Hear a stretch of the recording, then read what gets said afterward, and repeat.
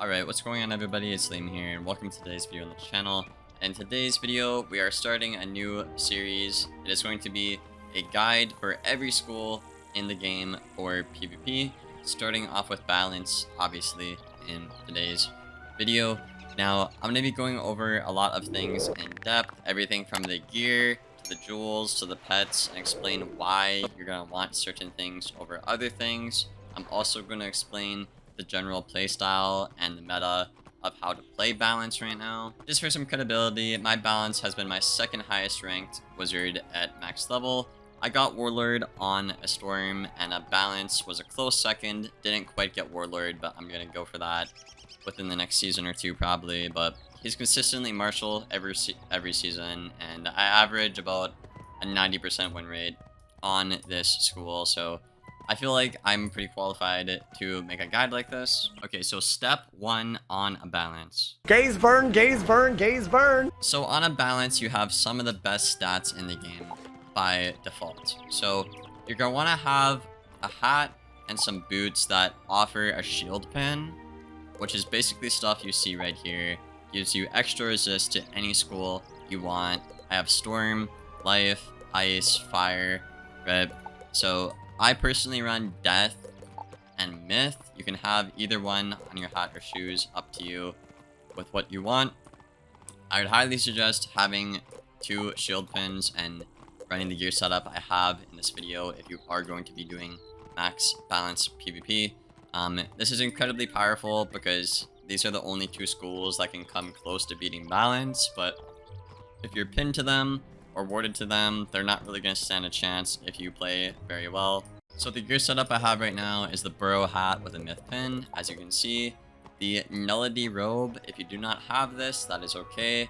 You can run the Skyfarer's robe, as you can see right here on screen right now. This is almost equally as good, but I would say it's a tad bit worse, but it's pretty good as well. It is an alternative. Burrow boots with a death pin, as we talked about.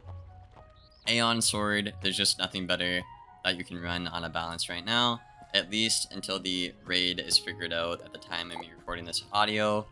Then I am running a eternal theme, essentially. So this gives me extra pips for a bit less damage and more block rating, essentially. So you're gonna wanna obviously have all your jewel sockets on, health, double pierce as usual, right? Because pierce is extremely important right now in the meta. And then I have a 7% universal accuracy. This is to buff up my balance accuracy, but also allow me to dual school with any school I want, as you'll see when we get onto the stat page here. Balance Nightmare Amulet. This amulet is just incredibly powerful. 10 resist, 2 flat resist sockets, you know, good health, P-serve, really good block, brace item card. Could not ask for anything better on an amulet. Aeon Ring is really just not anything better in the game right now. And again, be sure you guys have your sockets on your, you know, your square sockets, your tier, most importantly, your circle sockets. These are very, very crucial and they will help you in PvP and they will win you games. Next up, we have the pet. Now, there's 2 pets right now that you're gonna want if you are doing balanced PvP. The best pet is the Deadly Nullity Dragon. This is from the first Dragonspire raid. It gives you 3 dark packs, and what this allows you to do is when your opponent weaknesses you, which is all they can do to debuff a balance is tower or weakness, but if you have this pet, you can counter already half of that, so that's pretty cool, right? So if they weakness you, you pact, and then you can combo, which is extremely powerful and something common you do on a balance right now.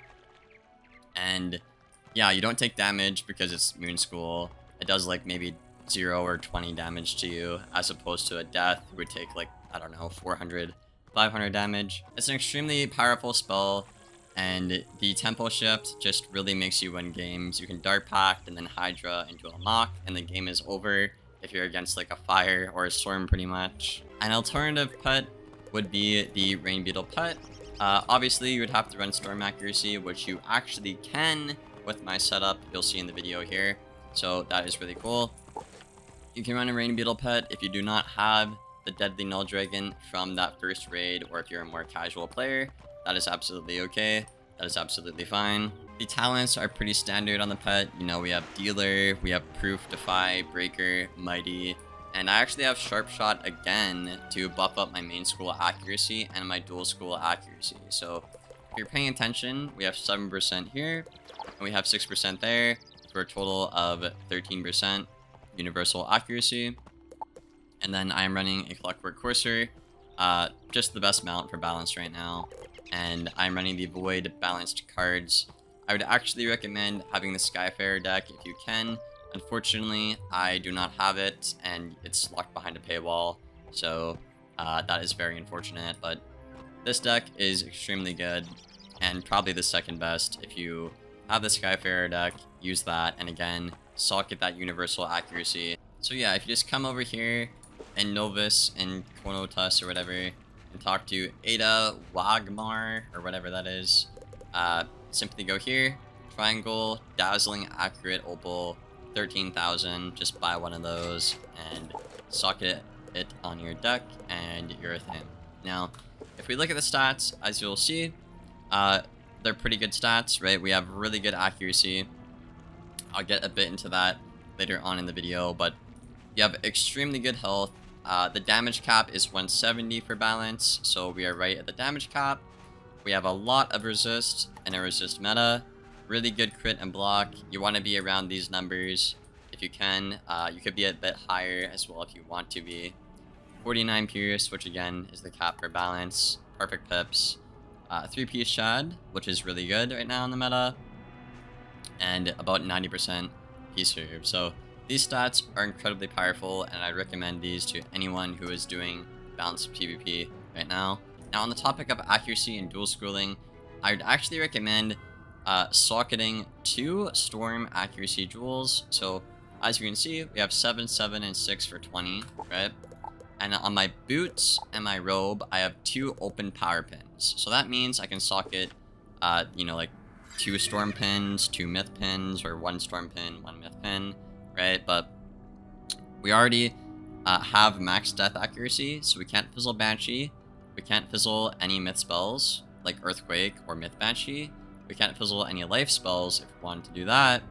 We can't fizzle any ice spells either, but we can fizzle fire, barely, and we can fizzle storm. So I'd recommend either doing double storm pin to not fizzle Kraken or Triton, or you could run like a, you know, a fire pin and a storm pin if you want to dual school with fire.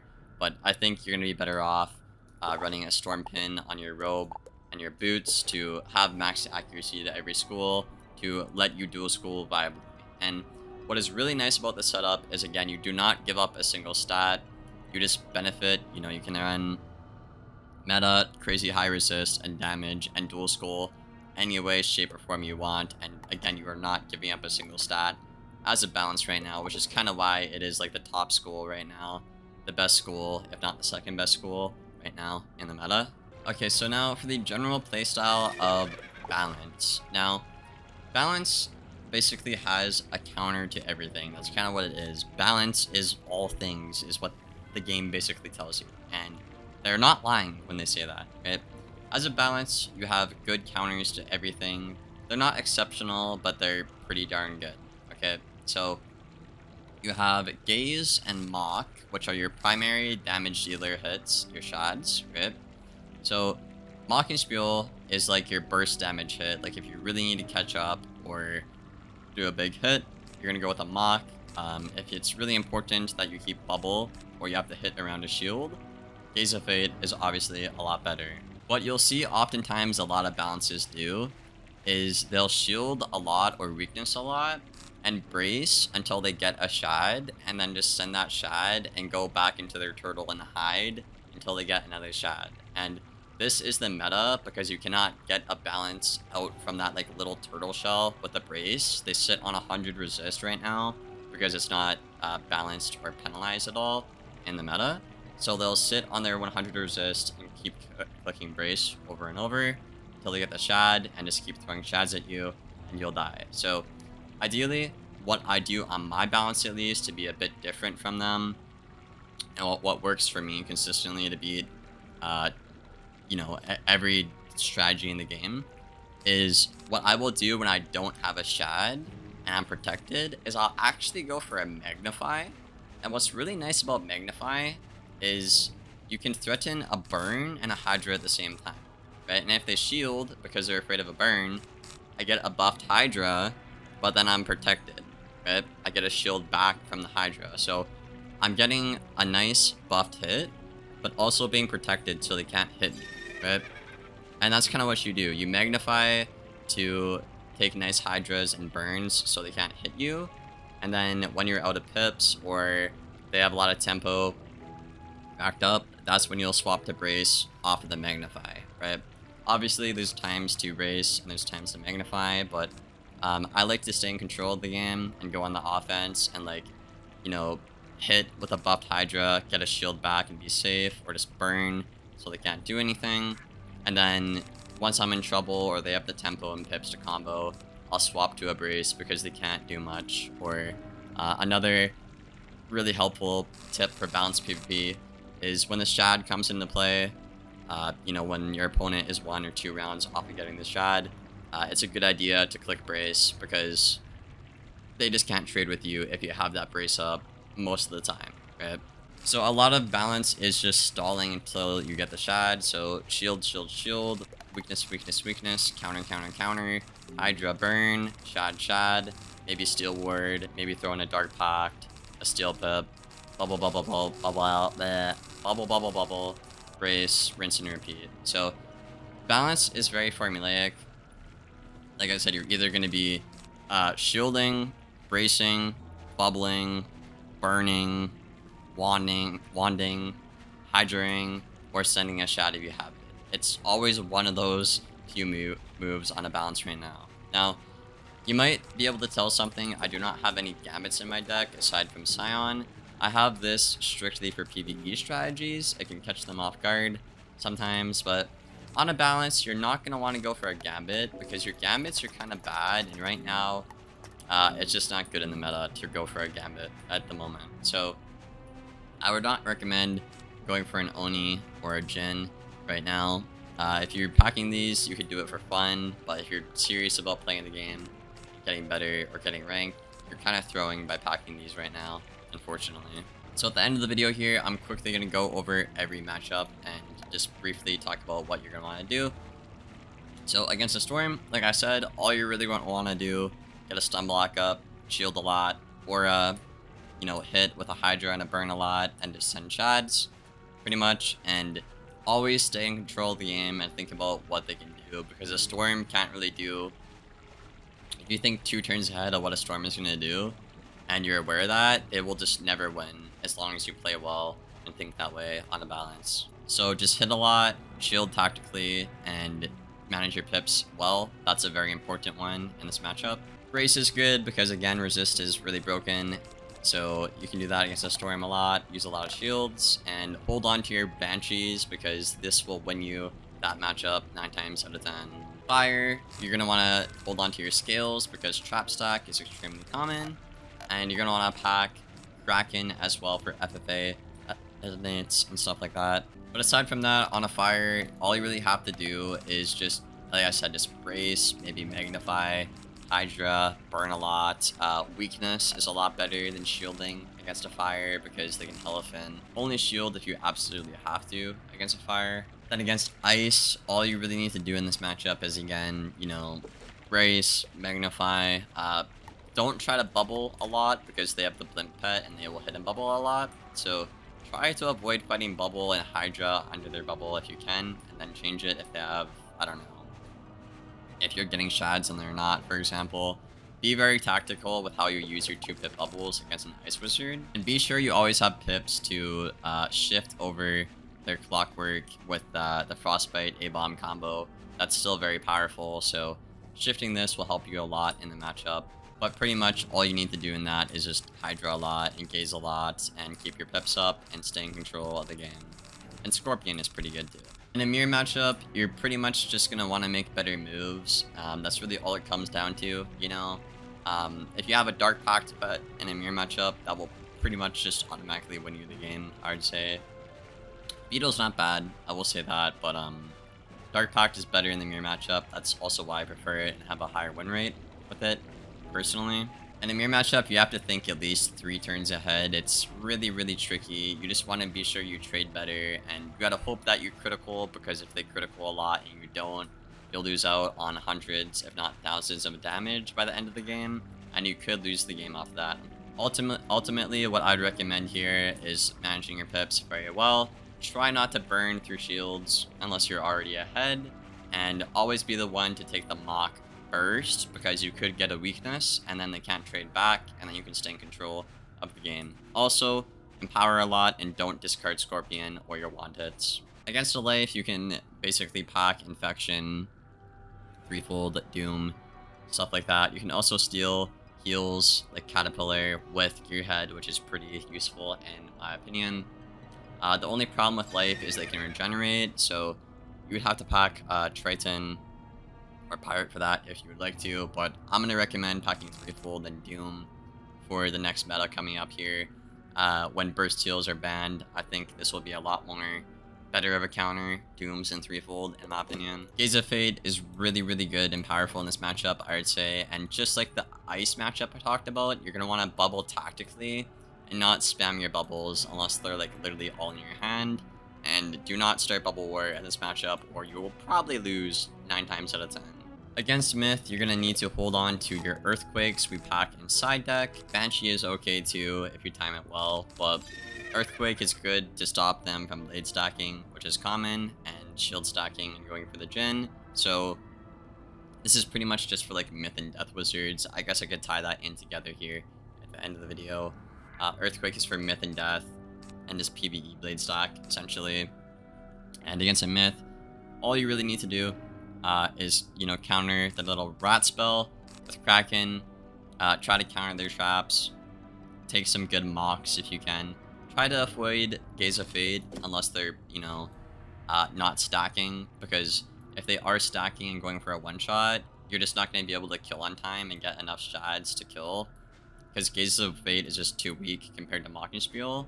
So I'd recommend not doing that unless the Myth is actually like trying to fight you and not stack you like you're like a PvE boss. Aside from that, Burn is really good, Hydra is okay in this matchup, Brace is really good, and just go for mocks pretty much. Sabertooth TC is also really powerful. And lastly, against Death, you're going to want to counter their weaknesses, because Vampire and Scion are really good, and they will clap you if you're not careful in this matchup. That's why you have the pin, right? And you're going to want to shift over their overtimes, just like the Frostbite example with the Ice. So Brace is really, really good in this matchup, because you can mitigate the poison damage, shift it back, and then not take too big of a hit from their, you know, Grim Reader, stuff like that. But most of the time, I will say you should be winning against a Death on a balance, unless they're obviously set for you or trying to get you in this matchup. Just be very wary of their Scion, their Vampire combos, their Hit and Bubble combos as well. Be very careful of that. Dumoni is pretty good and some balance as well, but it's expensive on pips. So I'd recommend personally playing around Burn and Scion. If they go for a Doom Owl, you can Scion at the end of the game, and you know they might not expect it, or Burn and keep them from getting those pips. For Death, I would say if you just play regularly, you should beat them 9 times out of 10. But a good Death would go for a Scion or a Dumoni, so you have to be careful with your weakness counters, and you have to be careful with your Burns and your Scions against a Death. But that is everything I have to talk about in this video, y'all. I know it's a long video compared to my usual stuff, and my voice is kind of giving out, I'm being honest. But I really hope by the end of this video it helped you guys out and you learned something new. If you made it this far, a like rating and a sub is always appreciated. I do post every day, if not every other day. I do stream over on Twitch every day at 7 p.m. Central Time, if you want to check that out. But yeah, I hope you guys enjoyed the video. Let me know what school you want to see next down there in the comments below, and I will see you later. Thank you for watching. Take care, y'all.